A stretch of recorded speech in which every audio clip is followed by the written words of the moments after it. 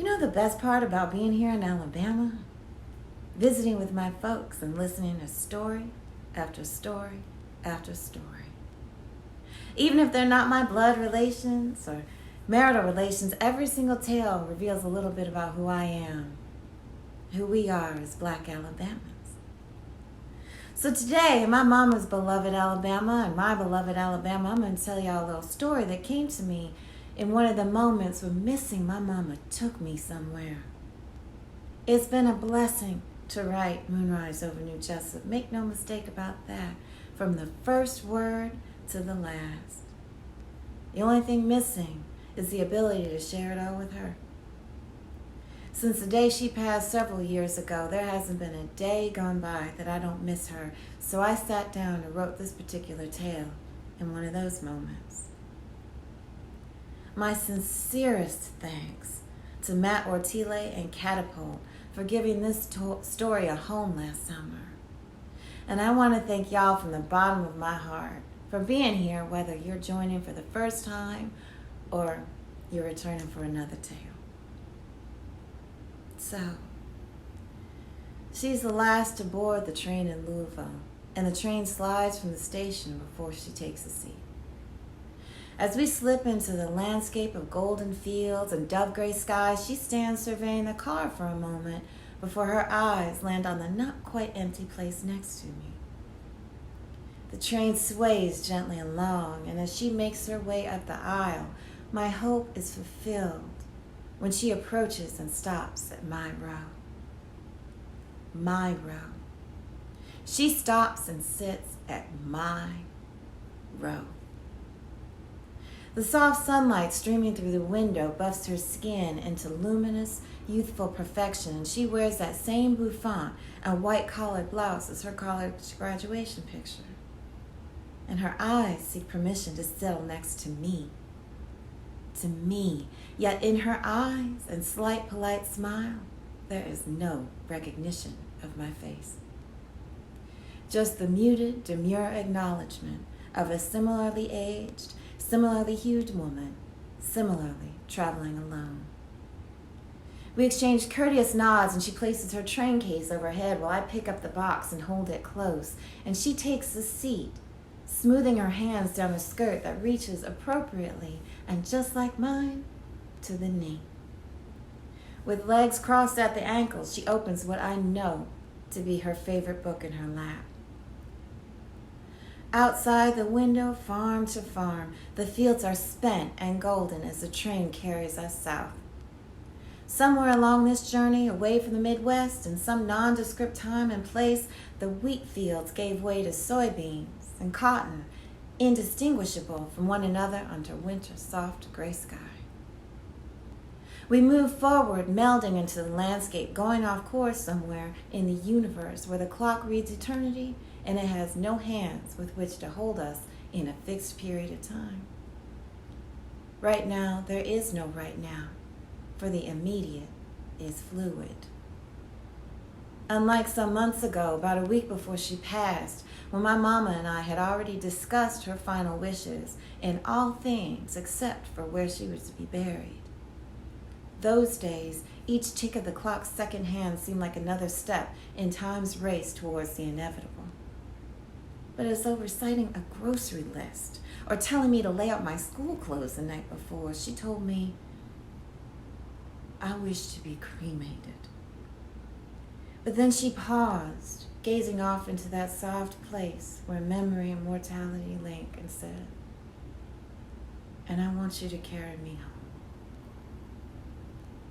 So now, I'm traveling the same track she once rode south, back to Alabama, towards family I've never met and places I've never seen.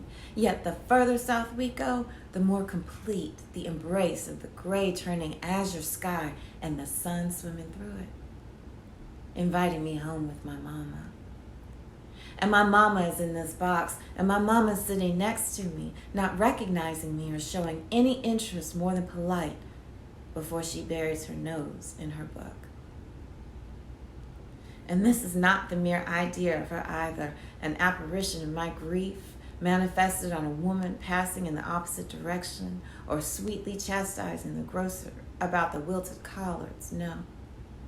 It's Mama reading that book with those same pursed lips and squinted eyes that tell me she's trying hard not to dig her glasses from her pocketbook. And a quick glance at her left wrist reveals our shared tiny mole as she turns the pages. But she has none of that motherly energy, hardly even a kind, pitying nod for me as I sit with her ashes in my lap. We ride in silence for a long time, and I can hardly determine where to look. Obviously not at her, but I don't want to look away from her, lose sight of her either, so I keep my eyes straight ahead, clutching her ashes against me and sneaking little side glances at her every chance I get. And I know it's her. It is her.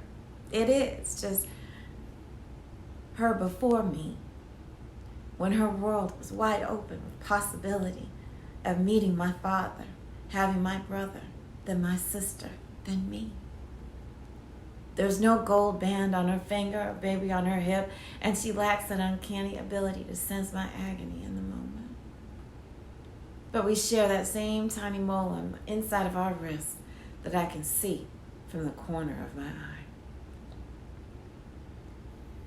Without moving her head from her book, she must have noticed her first name on this box, followed by a last name that isn't hers yet, printed on a tag from the funeral home.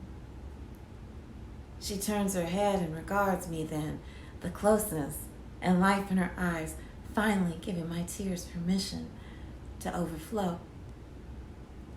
And once they start, it feels like I will never empty. But my arms are wrapped around the box and my pocketbook is underneath the seat, where my handkerchief is folded and waiting too far from my grasp to be useful. I want to clean myself up and pull myself together so I don't scare her away. But before I know it, her pocketbook is in her lap, open. She pulls out her handkerchief and dabs it over my face while correctly guessing that these are my mama's ashes in my lap. "I'm so sorry for your loss, miss," she says. "We buried my mama last year. But in the space of eternity, my grandmama passed 15 years before I was a thought in anybody's head." I nod my thank you as too many words, missions, pleas bubble in my chest and threaten to spill from my mouth drop by drop. My mama's loving touch dabs my tears away, and she's found that soft honey warmth to her voice that I know. Though my endless tears flow, I hold my tongue for fear of losing this gifted moment. "Please don't cry," she says. "You're such a pretty girl to be crying on a train like this. And I'm sure your mama wouldn't want you to be sad, right?" "Of course not. I know what you're going through. Probably expect you to see her everywhere. Now hold still while I dab this mascara from your cheek. There. Much better. Such a pretty girl. What's your name?" "Mila. It's unusual. Beautiful, though. Kind of name that tells me she thought about you before she even knew you. Though she's still thinking about you now. Looks like we're stopping again. Do you want a Coca-Cola from inside? Something else, perhaps? A little water?" "Oh, I used to come this way often. When we visited my mama's family around here, I still have a lot of people who live around this way. Oh. My mama before my mama draws her hand away abruptly as another similarly aged, similarly hued woman, similarly traveling alone, boards the train and takes a seat to the front of the car. I do not know her, but my mama's sigh is unmistakable as the gentle grasp of recognition. I appreciate y'all sharing this tale with me from my auntie's parlor here in Montgomery. Thank you so much for joining me again, and I'll see See you next week. Signing off from Lioness Tale.